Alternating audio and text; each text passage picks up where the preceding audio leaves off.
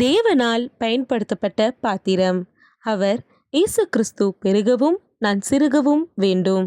யோவான் 3:30. தலைப்பு: தவறுகளை கண்டுபிடிப்போம். இன்றைய தேவ மனிதர் புனித சிரில். மண்ணில் பிறந்தது கிபி 376 ஆண்டு. விண்ணில் சென்றது கிபி 444 ஆண்டு. ஊர் அறியப்படவில்லை.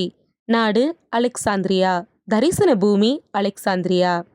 தவறான உபதேசங்கள் இன்று மட்டுமல்ல, ஆதி திருச்சபைகளிலும் மலிந்து காணப்பட்டன. இயேசு கிறிஸ்து கூறியது போல பல கொள்ளையர்களும் கள்ளர்களும் திருச்சபைக்குள் புகுந்து தங்கள் விருப்பத்திற்கு இணங்கி புதிது வியாக்கியானங்களை கொடுத்து மக்களை தவறாக வழிநடத்தி கொண்டிருந்தனர். கிபி 376 ஆண்டில் பிறந்த சிரில் இத்தீமைகளை அகற்றவே பிறந்தார் எனலாம்.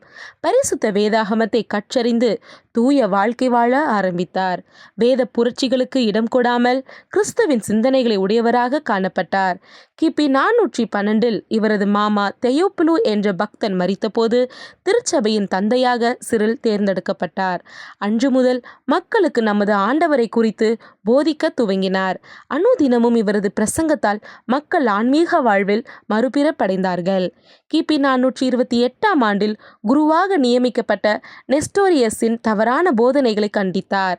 431 ஆண்டு பொது சங்கம் ஒன்றை கூட்டி நெஸ்டோரியஸை திருச்சபைக்கு புறம்பாக்கினார். இது அவருக்கு பல எதிரிகள் உருவாக காரணமானது. அவர்களின் சூழ்ச்சியினால் அந்தியோக்கியா நாட்டிலிருந்து லிபியா நாட்டிற்கு நாடு கடத்தப்பட்டார். இவர் தன்னுடைய தூய்மையான வாழ்வினால் அநேகரை கிறிஸ்துவின் பக்கம் ஈர்த்தார். கிறிஸ்துவின் பலனையும் அருளையும் அனுதினமும் தன் வாழ்வில் அனுபவித்தார். இறுதிவரை சத்தியத்திற்கு சாட்சியாக விளங்கி தன் ஓட்டத்தை முடித்தார். அன்பரே, புரட்டு உபதேசங்களை தகர்க்க உங்களின் முயற்சி என்ன? வாழ்விலிருந்து வாழ்வுக்கு.